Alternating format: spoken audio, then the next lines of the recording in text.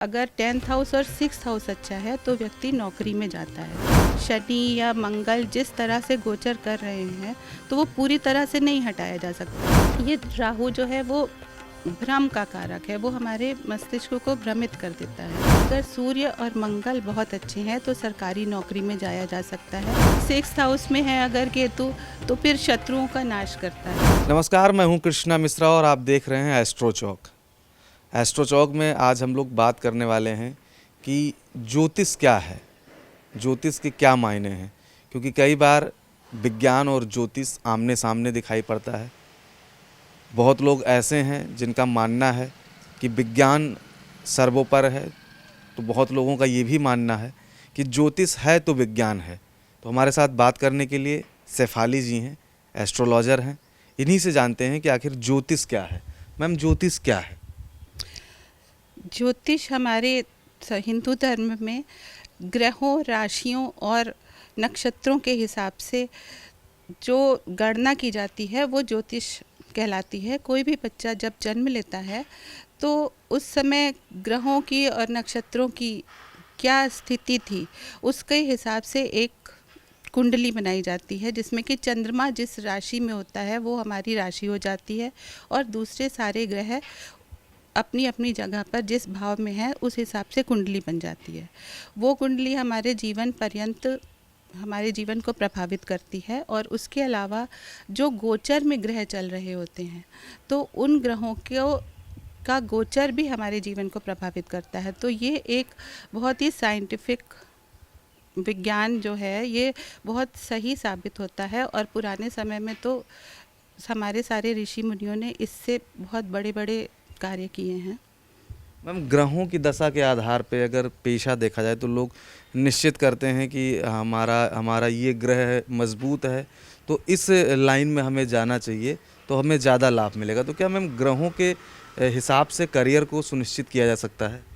हाँ बिल्कुल, ग्रहों के दशा के हिसाब से तो नहीं, यानी कि महादशा और अंतरदशा के हिसाब से तो नहीं, लेकिन ग्रह जिस स्थिति में हमारी कुंडली में उपस्थित हैं तो उसके हिसाब से हम लोग अपने व्यवसाय का या नौकरी का निर्धारण कर सकते हैं। उसके लिए हम लोग लग्न कुंडली, नवमांश कुंडली और D10 जो कि करियर की कुंडली होती है वो हम लोग देखते हैं। और उसमें जो लग्नेश है और 10th हाउस का जो स्वामी है उसको देख करके ये निर्धारित किया जाता है कि कौन सा व्यवसाय या कौन सी नौकरी हमारे लिए अच्छी होगी।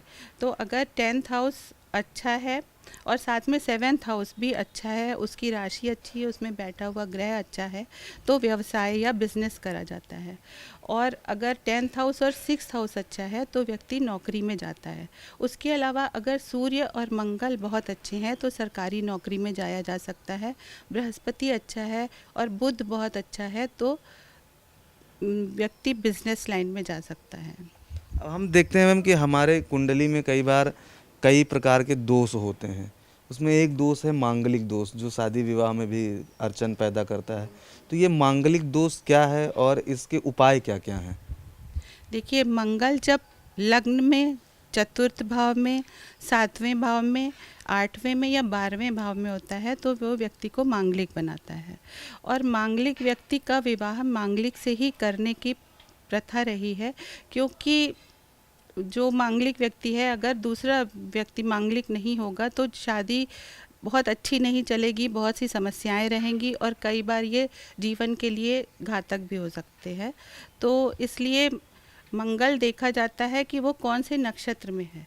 अगर वो उग्र नक्षत्र में है जो कि भरणी, मघा और तीनों पूर्वा और भरणी मघा में यदि मंगल है तो वो उग्र नक्षत्र माना जाता है। और तीक्ष्ण नक्षत्र होती है अश्लेषा, आद्रा, मघा और मूल और ज्येष्ठा।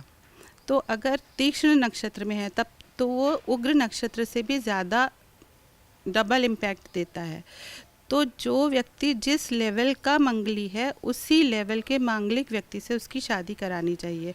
उसके अलावा 7th हाउस जिससे कि विवाह देखा जाता है, तो अगर 7th हाउस को भी देखते हैं, उसमें बैठी हुई ग्रह और उसकी राशि का स्वामी यदि वो 6, 8, 12 में है तो उसको भी कंसीडर किया जाता है।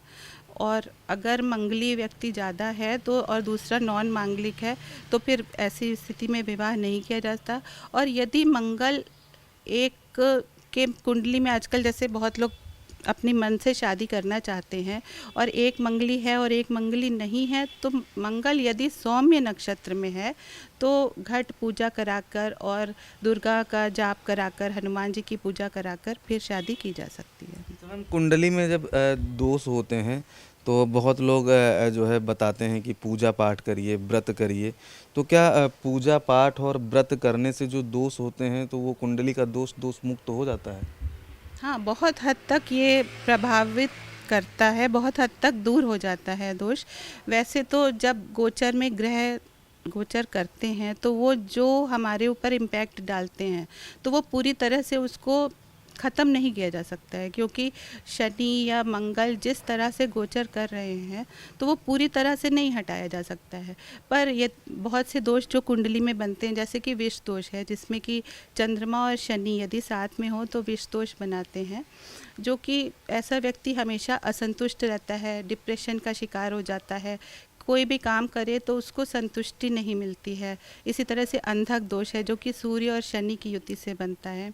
तो व्यक्ति लगातार मेहनत करता रहता है, बहुत काम करता है, परंतु वो ये नहीं जानता कि वो इतनी मेहनत किस उद्देश्य से कर रहा है। तो इस तरह से शकट दोष या बहुत सारे दोष हैं जो कि बनते हैं और जिनके कि बनने से जीवन में कहीं ना कहीं काफ़ी कठिनाइयाँ आती हैं। तो जो पूजाएं इनके लिए कराई जाती हैं उनसे निश्चित रूप से लाभ होता है।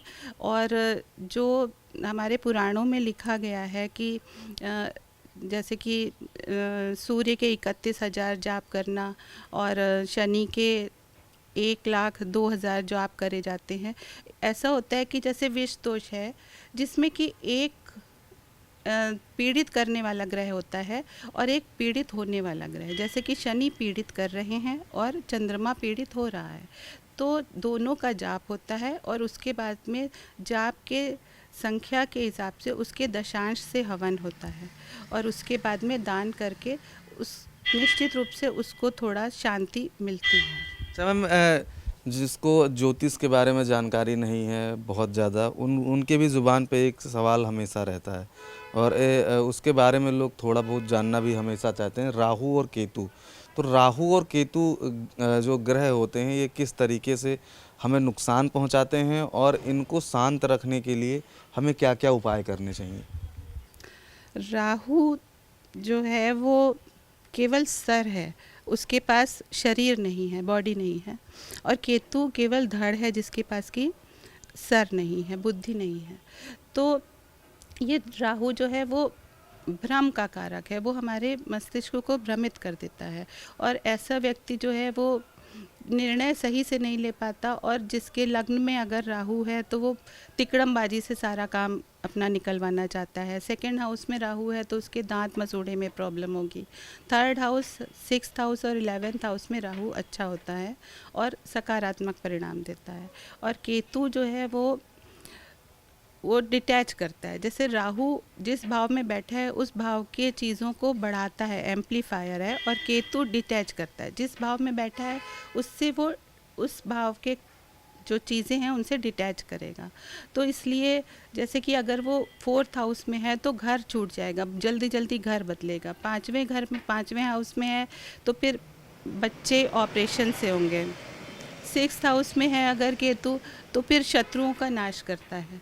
तो इनका जो अगर ये परेशान कर रहे हैं तो इनका जप और दान करके इनसे फ़ायदा लिया जा सकता है। तो ये थी हमारे साथ शेफाली जी। आपने सुना कि किस तरीके से कौन से ग्रह किस जगह पर हैं और कितना आपको जो है नुकसान पहुंचा रहे हैं, कितना लाभ पहुंचा रहे हैं। इसका गणना जो है पूरा का पूरा ज्योतिष के अनुसार किया जा सकता है और जो ज्योतिष है ज्योतिष में ही पूरा वर्ड समाहित है। कैमरा पर्सन हरीश के साथ कृष्णा मिश्रा, एस्ट्रो चौक, लखनऊ।